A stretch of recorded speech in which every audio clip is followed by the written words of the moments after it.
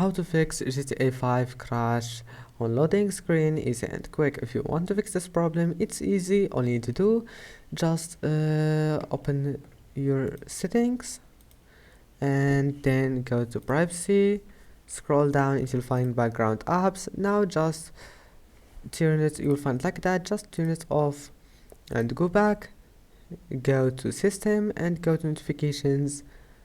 Now just turn off notifications, you will find like that, just turn it off.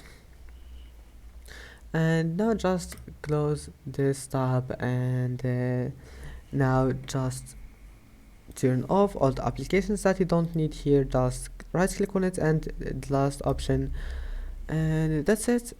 Now your problem must be fixed. Just try again. If that doesn't fix it, restart your PC, and after restarting it, just close the applications again here. And that's it. I hope that can help you. Don't forget to like and don't forget to subscribe, and see you in the next video.